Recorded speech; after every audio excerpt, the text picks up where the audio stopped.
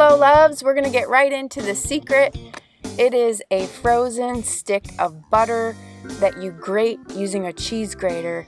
That's it right there that I'm putting in the bowl. You want to keep your dough as cold as possible throughout this entire process.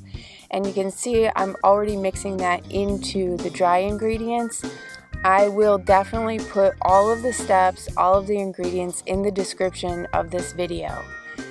Now you can see the orange that's sitting over there. This could be a secret too, but I just feel like anytime that you're going to put the zest in your batter, it's going to give you so much more flavor. And we're also going to use the zest in the topping that we're going to make as well. So again, all of the ingredients and instructions are going to be in the description of this video. Once we put our cream there, we're going to drizzle it into the batter. And you don't want to overwork your batter. I'm using a small package of frozen cranberries. This is also going to help keep the batter cold. And then once you're done with combining all of these ingredients, just throw it on your surface and shape it into a pie. We're going to cut it in equal parts, and you're going to get 8 scones out of this recipe.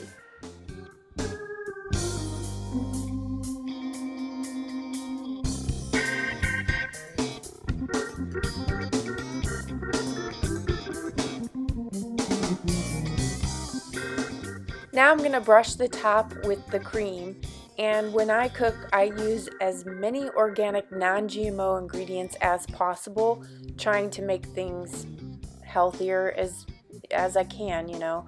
Now at this point I know some people will separate these and put it on their cooking sheet, but I'm just going to leave it together, brush this on, and throw it in the fridge while I make the topping for it. Sprinkling on some sugar, but if you're trying to cut back on sugar, obviously you don't need to sprinkle it with that. Now throw it in the fridge and let's make the frosting. This frosting I love, and I had a flashback to my childhood when making those cinnamon rolls that came with that little bit of frosting that you'd put on top.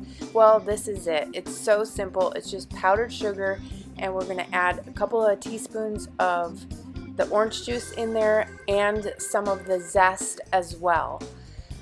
And you can just add a little bit more of the orange juice if you wanted to change the consistency. So it's super simple, and I just love it, and you can use it for all different kinds of things as well.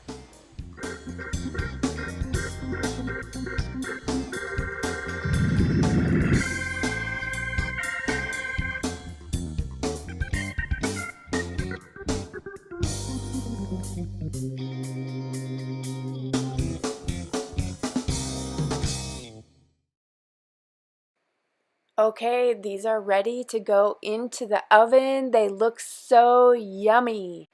And here they are. They look like scones. This was probably my first time making these. If not, then it was only my second. I don't remember the first time though. But anyway, we're going to drizzle this yumminess, yummy sauce all over the top. These are so good. Make these for somebody for Valentine's Day or any holiday. So good. Let me know if you like scones, which flavors you like, and don't forget to hit the like button and subscribe, and I'll see you guys soon. Thanks for watching.